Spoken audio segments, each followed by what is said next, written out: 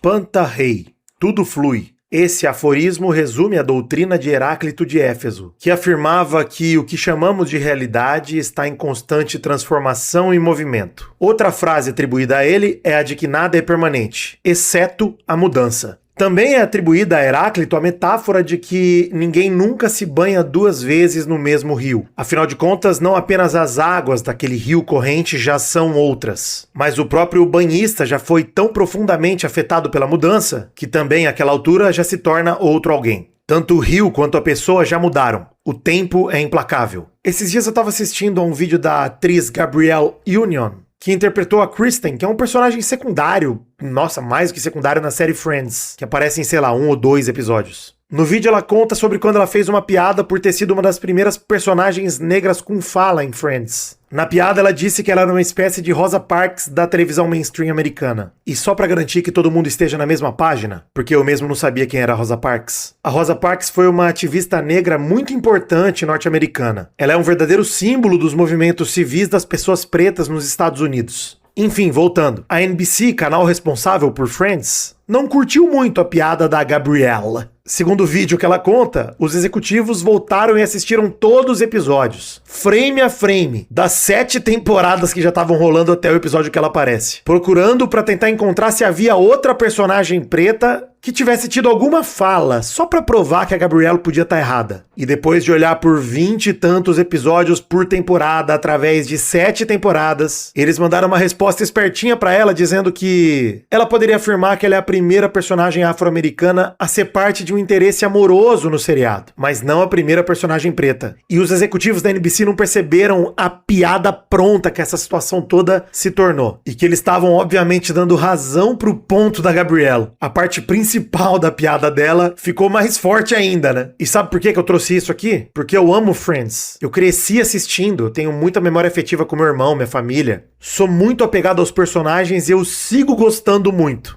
Friends é meio que o Chaves pra mim também. Sabe aquela série de fundo? Você deixa ligada ali na TV e vai fazer outra coisa? Antes de dormir, depois do almoço, qualquer horário. Friends é isso pra mim. Mas o rio mudou, as águas mudaram. E o homem também. Ao tomar esse tipo de consciência sobre Friends, por exemplo, tornou-se impossível pra mim ignorar e não sentir o desconforto desse revisitar. Panta rei. Tudo flui. Seja bem-vindo, eu sou o Príncipe Vidani e você está dentro da minha cabeça.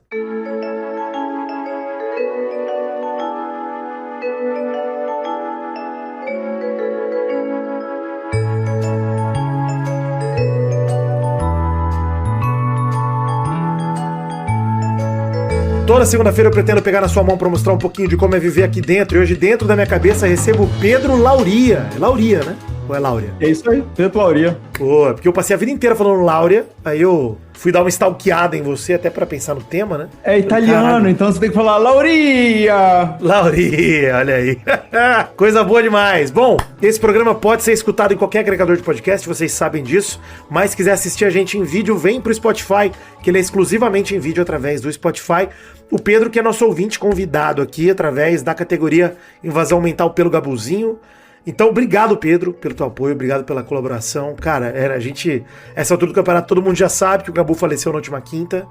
Mas, de qualquer forma, cara, obrigado a ouvintes como você que se dispuseram a ajudar. De fundo do meu coração mesmo, foi muito foda. E bom ter vocês aqui, infelizmente, um momento como esse, mas, de qualquer forma, bom demais ver que a galera chegou junto e obrigado pessoalmente, né? Cara, tu sabe que você tá na minha orelha o tempo todo, né? Toda semana. Então, assim, em mais de um podcast, e eu escuto podcast há muito tempo. Então, pra mim, tá aqui é realmente uma invasão mental, mas você já invade a minha mente há muito tempo. Então, é como estar junto com um amigo. Então, acho que todo mundo que é ouvinte sente da mesma forma. Coisa boa demais, cara. Inclusive, a Invasão Mental pelo Gabuzinho mudou o nome, né? A partir de maio vai ser Invasão Mental em Memória de Gabuzinho, pra galera vir participar, assim como a gente fazia com o ouvinte Cris com Pelada, que agora também virou ouvinte Gabu lá. Nós vamos manter essa tradição de gravar com os ouvintes sempre que possível. A fila tá lá no site, quem quiser dar uma olhada na fila. Ela vai crescer em abril e aos pouquinhos a gente vai chamando o ouvinte pra gravar. É maneiro, tem sido uma experiência massa. Eu, na stalkeada que eu dei, que eu descobri seu nome real, né? eu descobri que você trabalha com audiovisual, né? Ou pelo menos essa impressão. Exatamente, eu sou pesquisador de cinema. Olha aí, que foda. Eu ia perguntar exatamente o que você faz e você é formado em cinema. Conta um pouco, cara, de como você entrou nisso. Eu faço muita coisa, assim, então vou tentar ser muito sucinto. Eu sou formado em geografia, mas fui fazer doutorado na área de cinema. Hoje eu estou no meu segundo pós-doutorado na área de cinema. Comecei a gravar hoje material audiovisual sobre cinema numa mídia que eu não consumo, que é TikTok, em questão de análise fílmica, porque eu também trabalho com roteiro. E a outra parte da minha vida que eu tenho muito orgulho é que eu sou diretor de um pré-vestibular social, que é a paixão da minha vida. Então, foda. Eu falo que eu tenho 2 vidas, uma no cinema e uma no voluntariado. Caralho, muito foda, hein? E o voluntariado tem a ver com o audiovisual também. Não tem a ver com educação, tem eu tentando dar conta de por que eu fui fazer geografia da minha vida, eu já sei pra geografia. Bom demais, bom demais. Eu vi que você tem um canal no YouTube que às vezes você postava coisa, não sei se tá mais inativo. Eu migrei pro TikTok, porque o tipo de conteúdo que eu tava fazendo lá no YouTube, eu tava tomando strike o tempo todo, porque eu usava trecho de filme, e aí, passado um minuto, é isso. Infelizmente tem dessas, né? E eu, né, apesar das opiniões individuais sobre direito autoral de cada um, eu lamento que quem esteja analisando um filme não possa ilustrar o que ele tá analisando, mas essas são as regras já, infelizmente, né? A gente vê muita gente, Castanhari, que é brother meu, passa por isso a vida inteira, né? Ele começou a produzir documentário e tentar fez filme pra cinema pra poder publicar o conteúdo dele, senão ele não consegue. Mas... o TikTok é um caminho, entendeu? Tipo, eu não consigo consumir nada no vertical, mas você tem que se adaptar ao que as plataformas te dão. E o importante é você encontrar uma maneira confortável pra você se expressar, né? E aí acho que isso que é o maneiro. Cara, eu te convidei pra um tema em particular, que ele tá na minha mente há um tempo, e ele fala sobre um aspecto que eu já resvalei nesse aspecto em alguns episódios, mas eu quero focar nele, que é sobre revisitar coisas, e quando a gente revisita, o desconforto que isso pode trazer pra gente, né? É muito sobre o desconforto, revisitar e da paixão que a gente sente por algumas coisas. E eu coloco até o futebol nessa parada, pra mim, porque eu sei que você ouve pelado há um tempo. E o futebol, pra mim, ele é uma parada que exemplifica muito isso, porque sempre foi uma paixão muito grande pra mim. Mas quando a gente começa a se deparar com notícias muito mais importantes e relevantes que o futebol, e começa a falar, caralho, a gente precisa falar disso, precisa se envolver, não tem como o futebol não trazer pra mim um desconforto além da minha paixão. E, entretanto, eu sigo amando. Eu sigo... Não por isso, né? Mas, siga, mano, eu imagino que você, como além de pesquisador entusiasta de cultura pop de maneira geral e de cinema, de audiovisual, deva ter seus guilty pleasures, entre aspas, de coisas que você olha e fala, puta, traz um desconforto revisitar isso aqui, mas ainda assim eu gosto. O Vitor mal sabe, mas ele tá quase que revisitando a minha banca de doutorado, porque minha pesquisa de doutorado foi sobre nostalgia, sobre cinema da década de 80. Lancei um livro sobre isso, minha tese virou um livro, e é muito sobre entender o que é essa nostalgia e o quão ela é... A gente não consegue determinar se ela é positiva, se ela é negativa, mas o quanto revisitar as coisas também te permite entender o momento atual que você tá e também entender o porquê que você era assim, daquele jeito, né?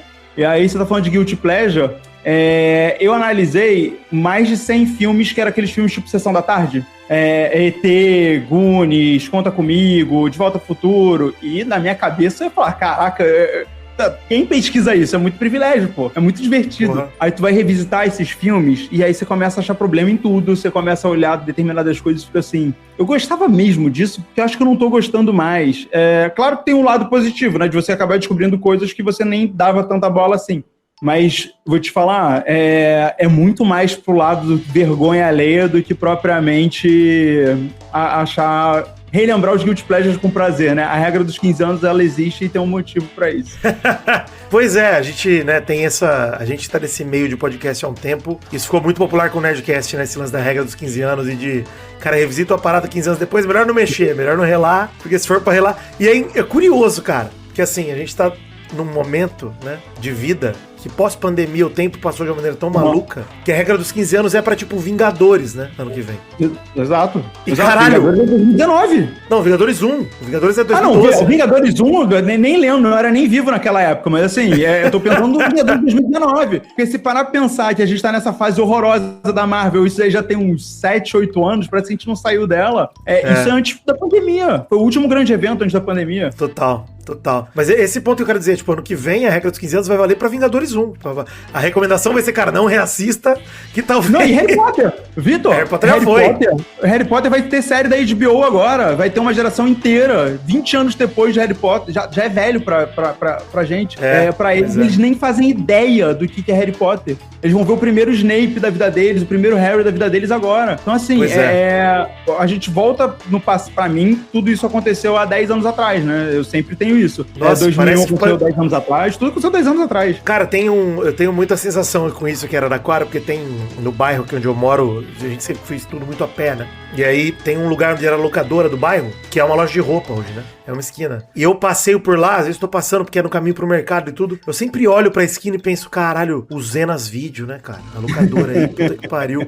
E deve fazer seguramente uns 15 anos que não tem mais locadora, né? Eu acho que a locadora ficou por menos tempo ali do que já faz tempo que ela foi embora. Tipo, ela existiu por menos tempo. E é muito louco. Você usa Netflix, Vitor. A locadora faliu quando você começou a assistir o Netflix. Pô, exato. Já são 13 anos vendo Netflix. Você fala assim, caraca.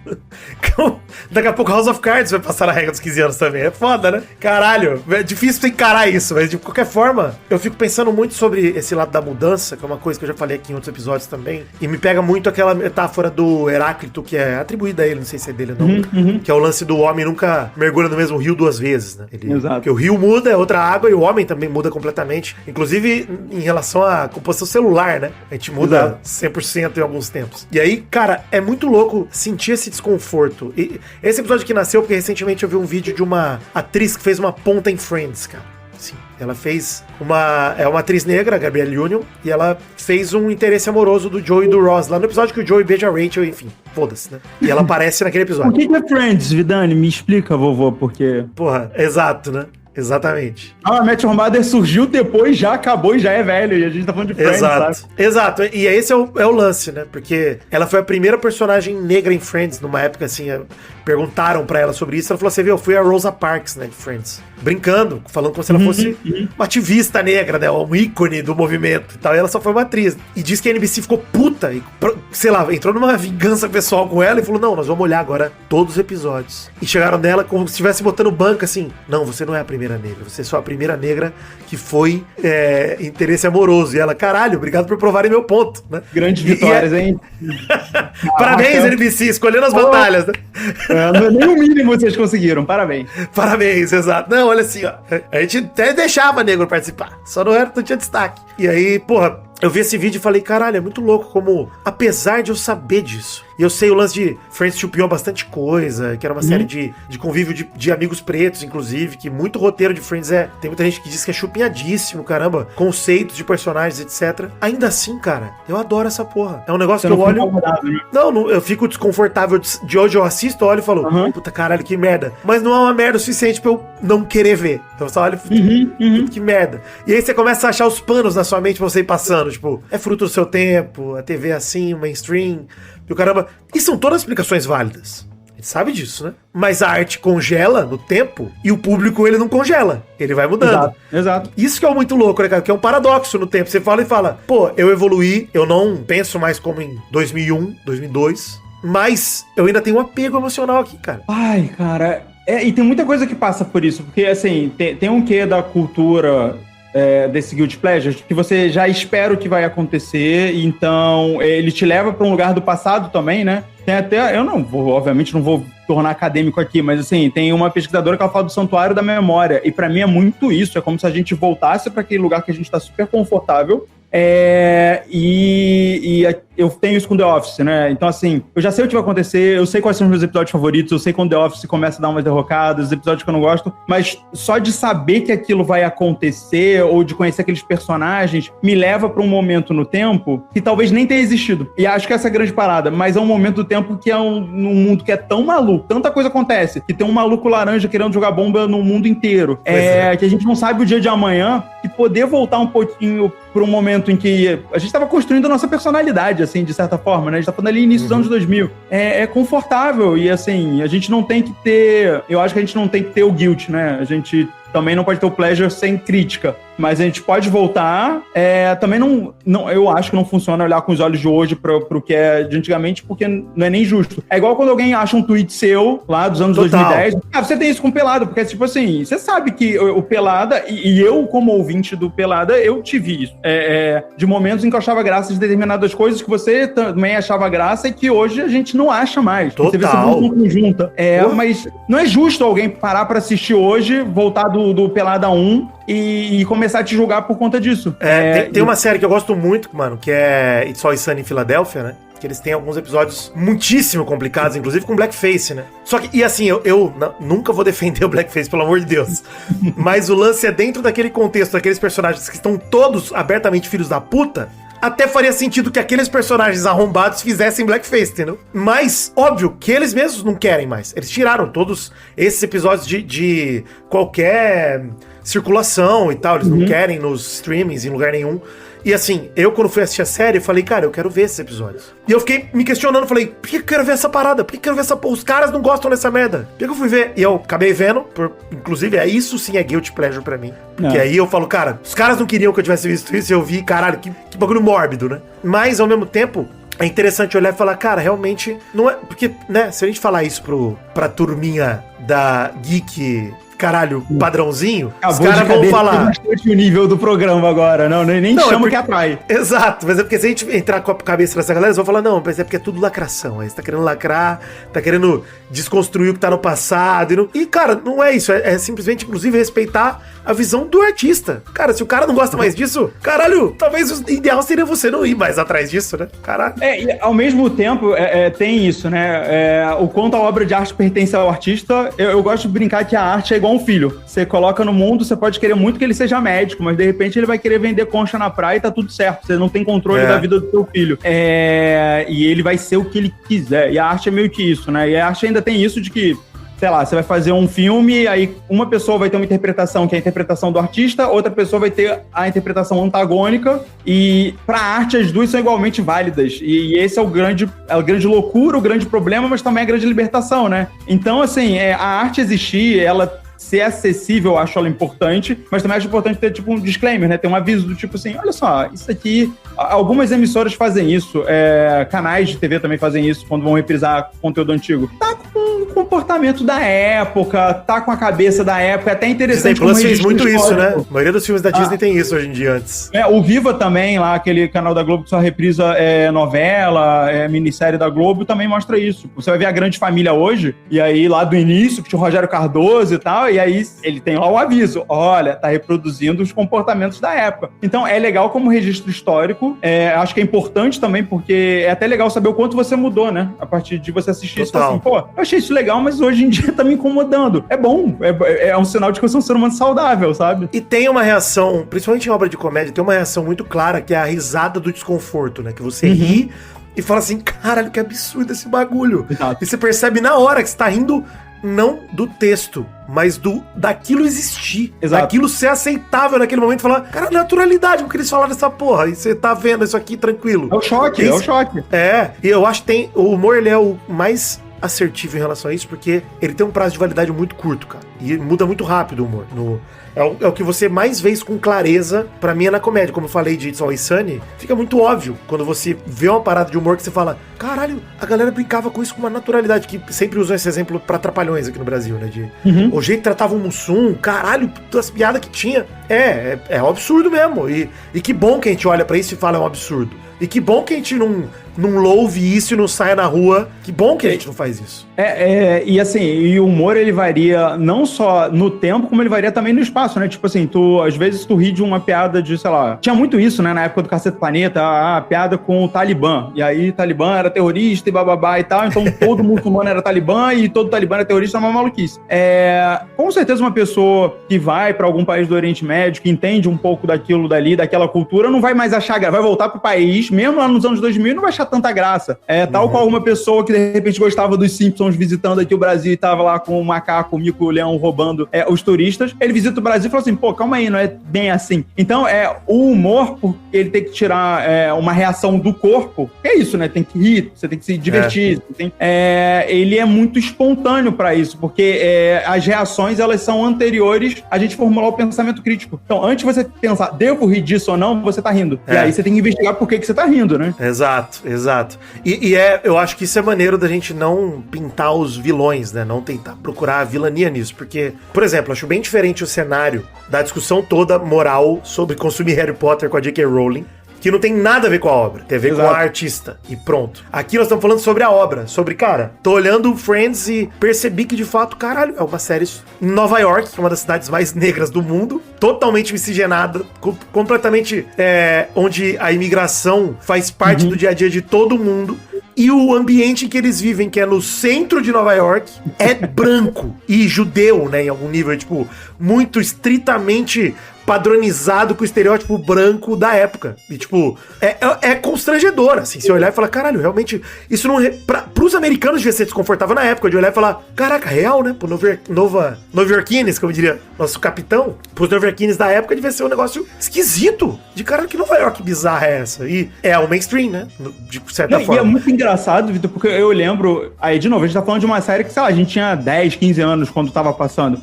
Da minha imagem de Nova York, se é aquilo. Foi encontrar um branco rico, assim, né? Os jovens lá juntando, comprando um apartamento enorme, vivendo lá numa boa, e só com um probleminha assim. Eu lembro que quando eu tive a oportunidade de ir pra Nova York, eu falo assim, meu Deus, essa cidade é suja pra caramba, essa cidade, ela é uma loucura de idiomas, você escuta povos, todos os povos, pessoas de vários países diferentes, e é muito legal, é muito vivo, e nada disso tá naquela série. Aquela série é o contrário, tipo assim, é como se eu tivesse o lugar mais de asepsia mesmo. É só os brancos aqui nesse apartamento, aí no café, e te cria uma visão errada, que ao mesmo tempo é muito bom hoje você olhar e falar assim, caraca, como isso passou batido, e que bom que não passa batido mais.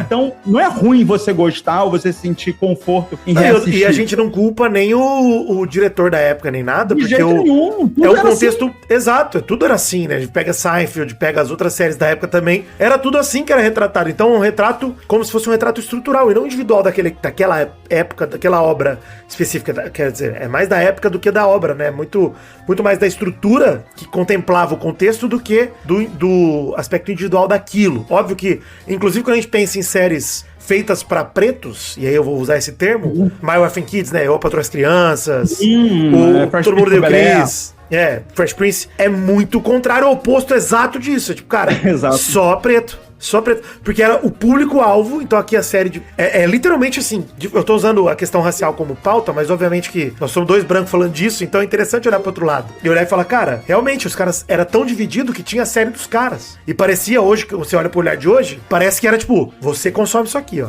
Você isso aqui.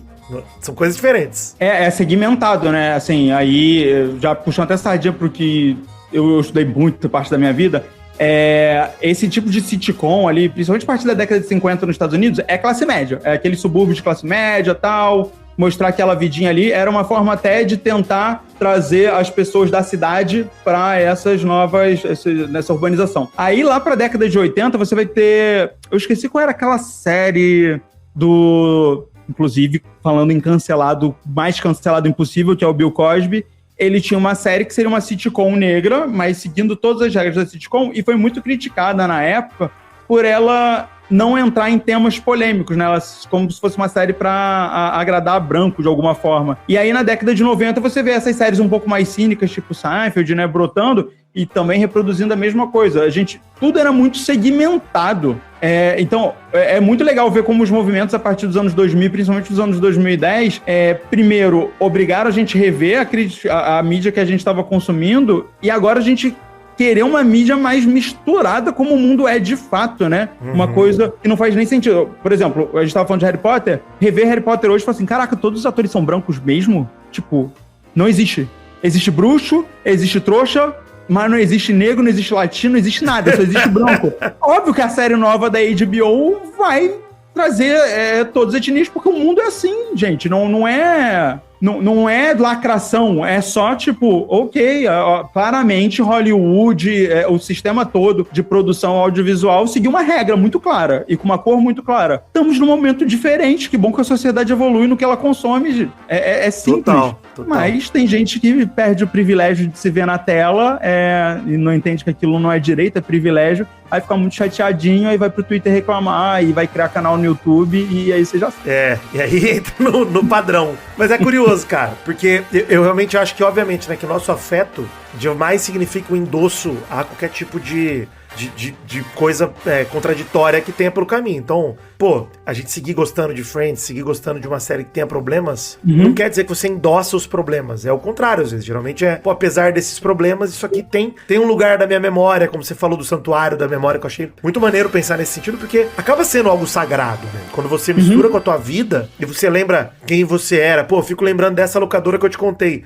Foi a primeira locadora de DVD que eu vi pra alugar o box. Você alugava o box inteiro. E eu e meu irmão começamos a maratonar Friends do começo, que a gente nunca tinha visto tudo, alugando um box por vez. Ia lá no fim de semana e tu assiste 24 episódios no fim de semana. Maluco. É uma loucura, né? Você pega 3 dias pra ver 24 episódios de uma série. A gente ficava vendo, ficava sentadinho ali, bicho.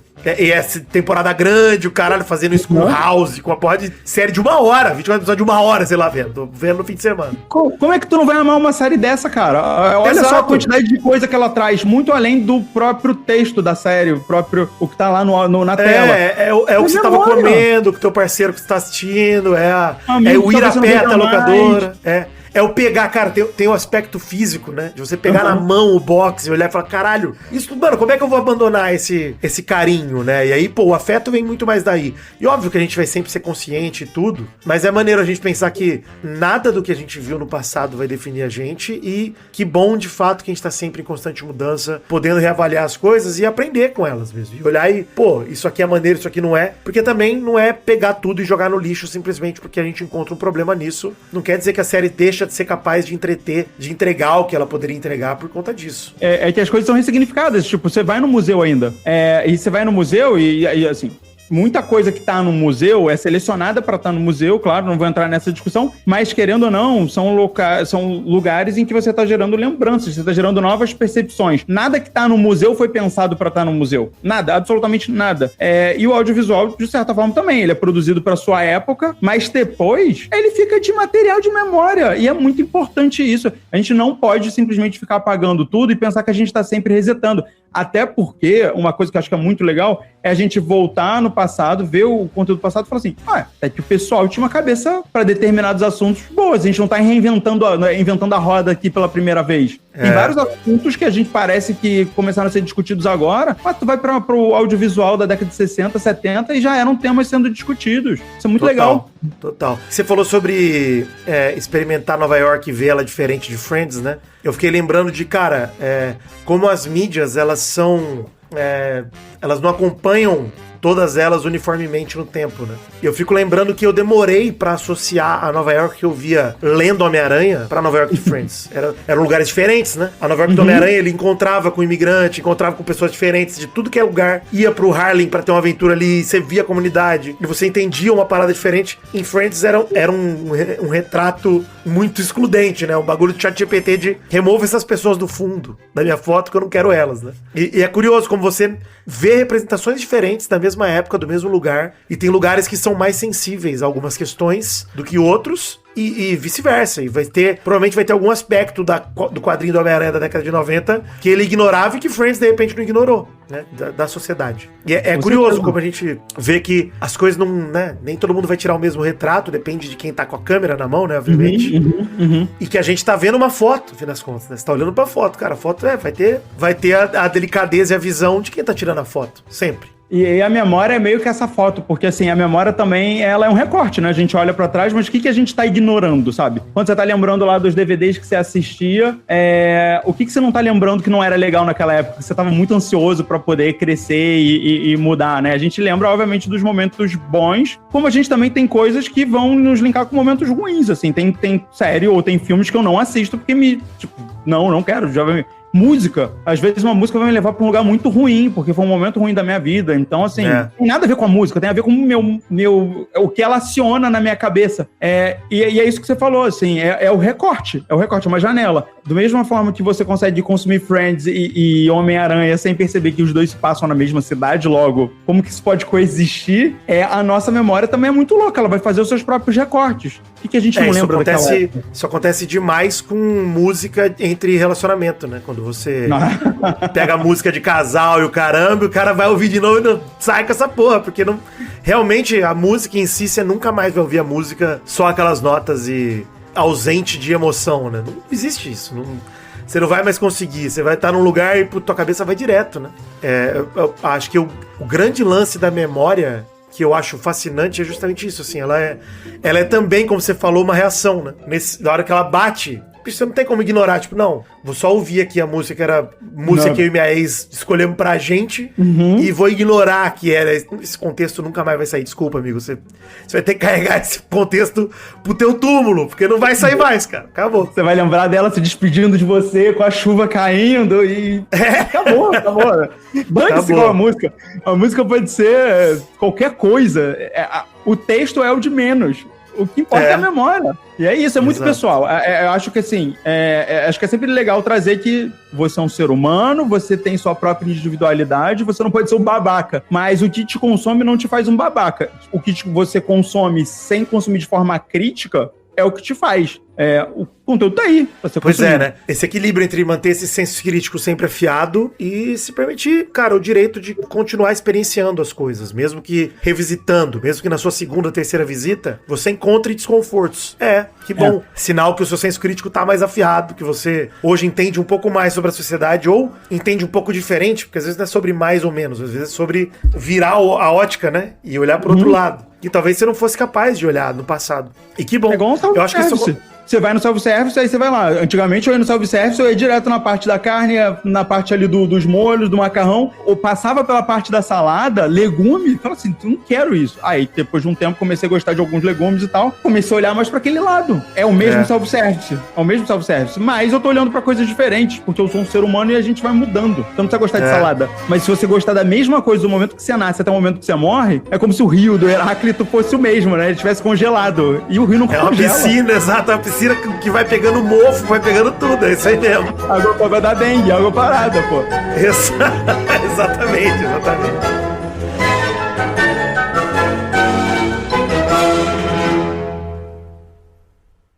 Muito obrigado por ouvir esse episódio de Dentro da Minha Cabeça. A ideia do programa é essa, de levar esse papo leve, improvisado, seja sozinho ou com qualquer camarada que topa gravar. Quero agradecer demais ao Pedro Lauria. Sigam ele nas redes sociais, tem links na descrição, hein? O Pedro é nosso ouvinte, colaborou com R$200 ou mais no financiamento coletivo, fazendo parte da categoria Invasão Mental pelo Gabuzinho. Reforço aqui meu agradecimento e deixo o convite. Quer gravar também? Colabore com R$200. A categoria, inclusive, vai mudar. Eu criei ela para ajudar o meu cachorro, obviamente. Mas como tem sido uma experiência legal gravar com os ouvintes, ela vai ser equivalente à categoria que tem lá no Peladranet. Vai subir o valor para R$300, porque agora eu não tenho mais a urgência de levantar a grana. E ela vai ser rebatizada, agora em maio, para Invasão Mental em Memória do Gabuzinho. Todo mundo que colaborar em abril vai entrar para fila normalmente. Ainda em abril, vale com R$200. A partir de maio vai subir para 300, beleza? A fila tá montada, será atualizada com todo mundo que colaborar em abril, que tá colaborando em abril, obviamente, e todo mundo que colaborar vai gravar, só tenham paciência. Nessa categoria, claro, né, que eu tô falando. A fila pode ser olhada lá em dentrodamiacabeça.com.br. Por enquanto tá a galera de março lá. Quando virar o mês, eu atualizo com a galera de abril.